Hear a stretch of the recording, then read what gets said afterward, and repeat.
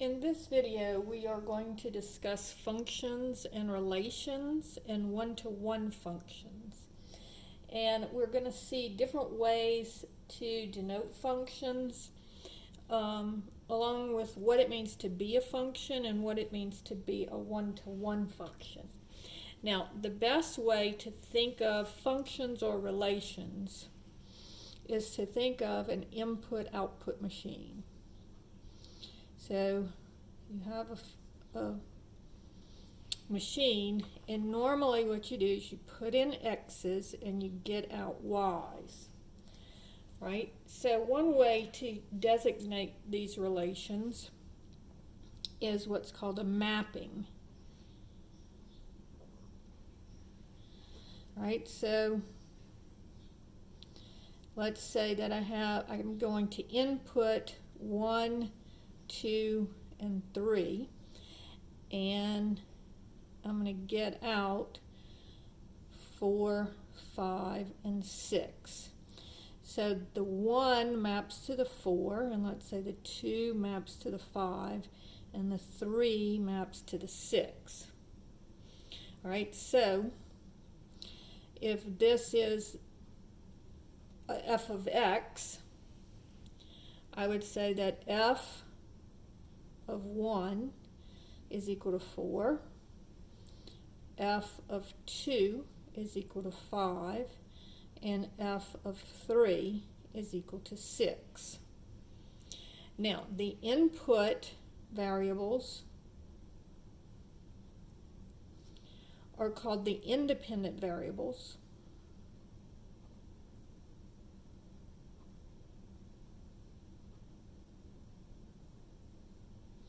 And then the output is called a dependent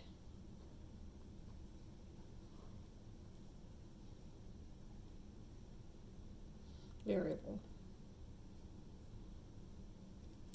And notice the output depends on what you put in. So it's independent. You can pick anything you want that's in this circle for the independent variables, but then that determines what the dependent variable will be.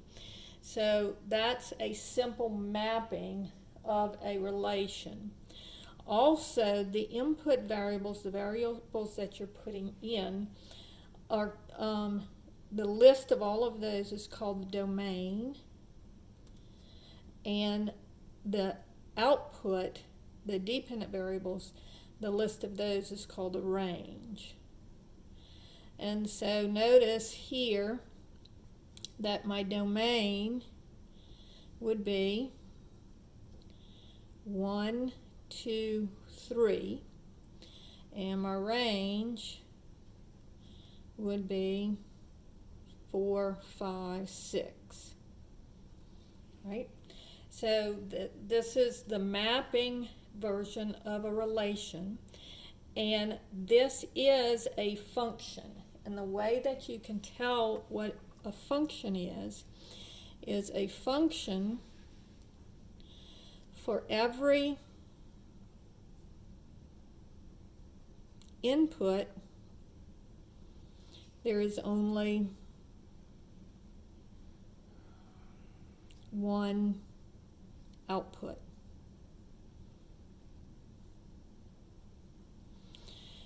Now, let's look at something that's a relation but is not a function. So if I have -1, -3, 5, and 3, 7, 10.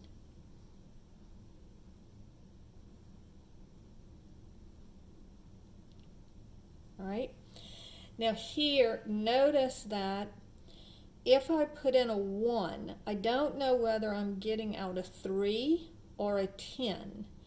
So this one would not be a function. Now you could still talk about the domain and the range and the independent variables and the dependent variables. But this one is not a function because for one value of x, notice I'm getting 2 values out for y. All right. Then if I have 7, 11, 14, and they all go to 3. So here's another mapping. Now this one is a function, because if I put in a 7, what am I going to get out? 3. Now if I put in 11, what am I going to get out? 3. Now if I put 14, what am I going to get out? 3. So it doesn't matter as far as whether it's a function. So here, notice for each input, I'm getting out the same output, but it is a function. All right? And the domain would be 7, 11, and 14, and the range would be 3. All right? So that's one way to show a function. Another way to show a function is a list of points. So for example, if I have 1, 5, 2, negative 3, negative 5, 4, and 6, 0.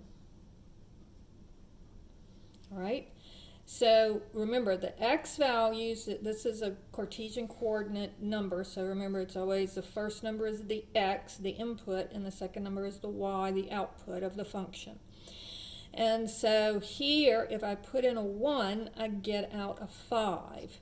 So I would say f of 1 would be equal to 5. And if I put in a 2, I would get out negative 3. So f of 2 would be negative 3. And if I put in negative 5, I would get out a 4. And if I put in 6, then I would get out a 0. So f of 6 would be 0. My domain here is going to be 1, 2, negative 5, 6. And my range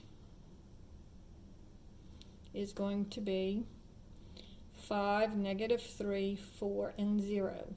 So again, the domain are the possible x values or input values, and the range is the possible y values or output values. All right? And then this is using function notation to show that if I put in a 1 into this machine, I would get out a 5. If I put in a 2, I would get out negative 3. If I put in negative 5, I'd get out a 4. And if I put in 6, I would get out 0. So this one is a function because notice that we are, for each value of x, I knew what the value for y was going to be. So this one is a function. All right, now let's look at this one. Negative 3, 4, 7, negative 2, 4, negative 5, and negative 3, negative 2. Now notice on this one, if I plug in a negative 3, I have a possibility of getting out a 4 or a negative 2. And so because the x's repeat with different values for y, this one would not be a function. So just like up here, when I put in a negative 1, I could get out either the 3 or the 10. Here, if I plug in a negative 3, I could get out a 4 or a negative 2.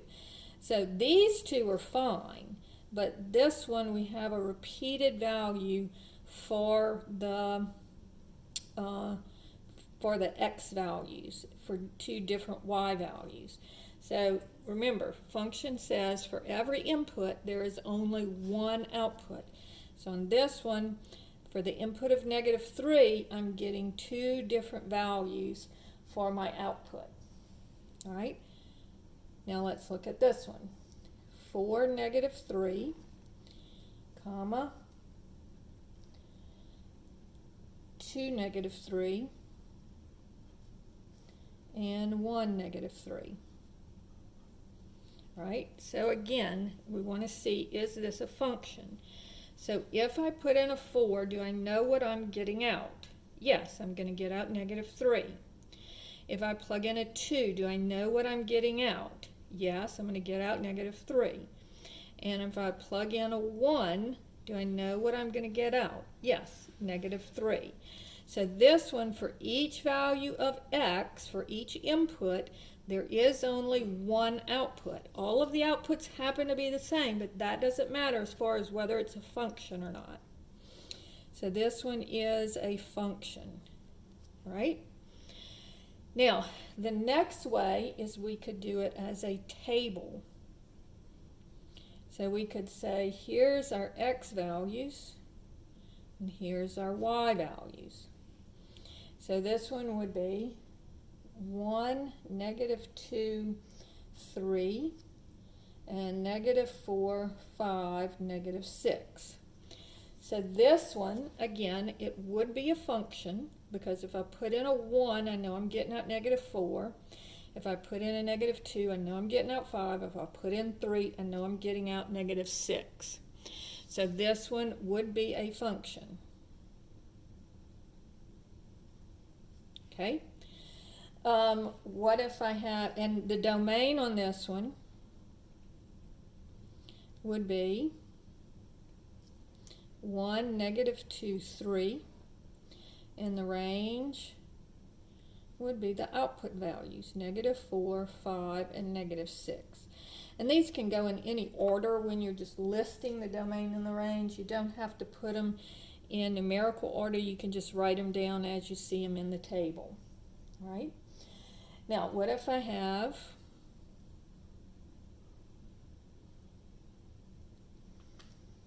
two, -3, 1, 2, and 1, 5. Now, this one, if I put in a 2, I know I'm getting out a -3, but if I put in a 1, I could get out either a 2 or a 5. So this one is not a function, because for one input, I'm having two different outputs. Now, one way that we can also look at this is, let's say that we have a sign, and it tells you the type of donut and the cost. So it doesn't have to always be numbers. We could just say, well, a plain donut cost $1.49. A jelly donut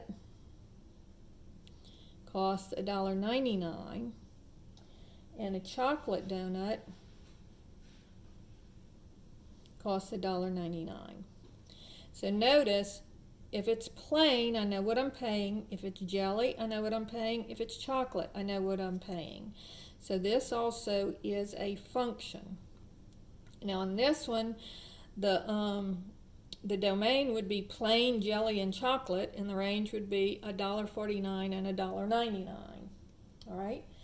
Also, if I'm looking at grades, so if I have the range of the grades on one side, and then the grade here, so like from 90 to 100 is an A, from 80 to 89 is a B, from 70 to 79 is a C, from 60 to 69 is a D, and from 0 to 59 is an F.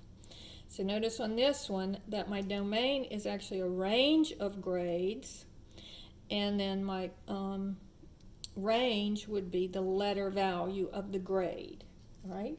So that's another way to do it, is with a table. All right, we can also look at graphs. All right, so let's say that I just have a line. Now notice that for each value of x, the way that I would work this is that for each value of x, I would come up and find this point, and then I would go over and find out what my y value is. So for this value of x, notice I only have one value of y. Same thing here, same thing here. For each one, I'm only going to hit the graph one time for each value of x. So these are very easy to tell if they're one-to-one functions by using something called the vertical line test. So if you can draw a vertical line through the graph and it only hits at one point at any part, then you know that it is a function. So this one is a function. Now let's look at one that's not a function. So notice here, if I draw a vertical line, it hits at 2 points. So that means that for this one value of x, I would have a value of y here, and I would have another value y2 here. So for this one x value, I have two different y values. So this one is not a function. All right? Let's look at a V shape. Now this one, if I draw vertical lines, it only hits it at 1 point each, and so it is a function.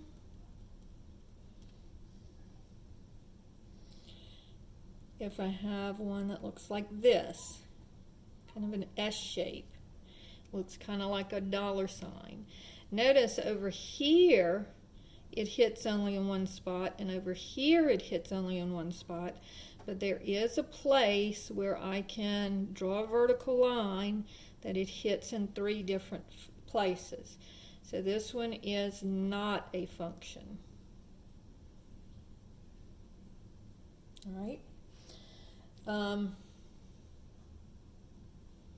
If I have this looks like a snake, and notice that it is going down, but it's also going over, and this one also going up, but also going over. And so if I draw vertical lines, it only hits on one spot, so this one is a function. So the vertical line test tells you if it is a function. Now, let's look back, because we said that we were going to also talk about the one-to-one functions.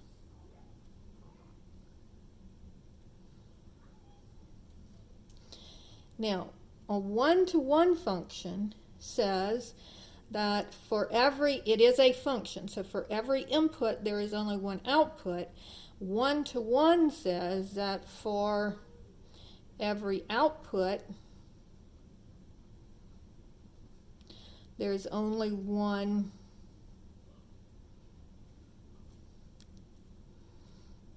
input. So it goes both ways. You can't repeat the x's, you can't repeat the y's. So we said last time that this one was a function. Notice it is also one-to-one because for every x there's only one y, for every y there's only one x. So this one we said it is a function, and it is also a one-to-one function. Right? This one was not a function.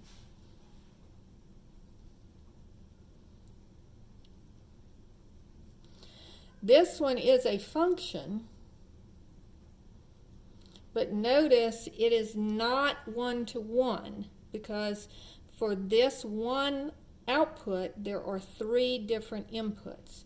So it is a function, but not one-to-one. Right? Here we said this was a function, And then let's check going backwards. So if I have a 5, that came from the 1. If I have a -3, that came from the 2.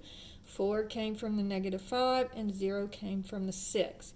And it's very easy to look and see, is there any repeating values for y?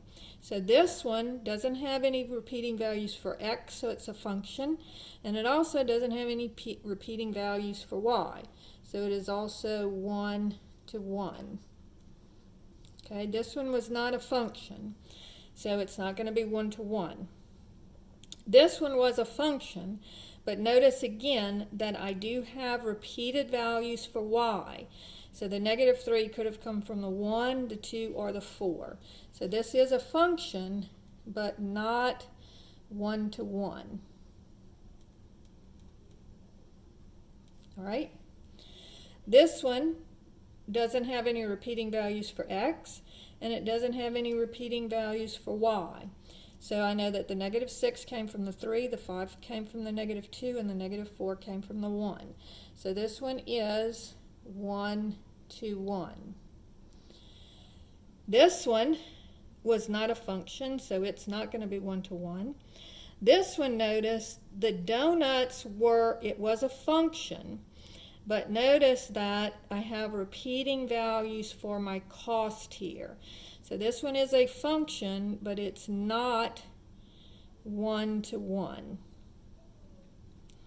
And then the last one on this section, on the table section, notice that the grades do not repeat. So we said this one was a function,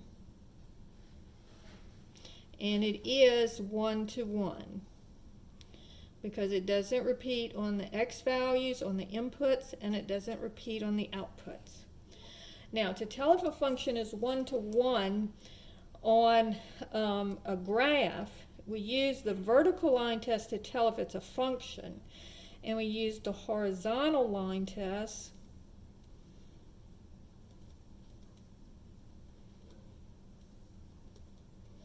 to tell if it's a 1 to 1 function.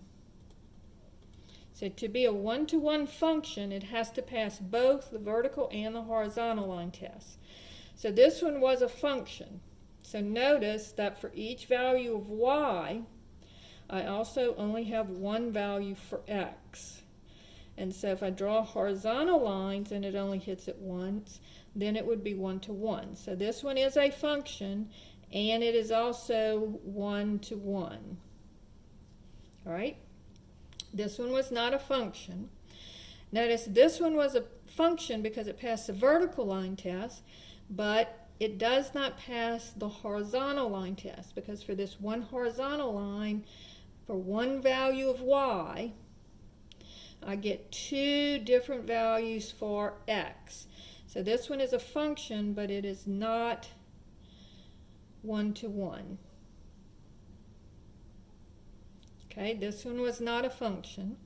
And then this one, same thing, horizontal lines, it only hits it once. So this one is a 1 to 1 function. So just to recap, when we have relations, there are a number of ways that we can show relations.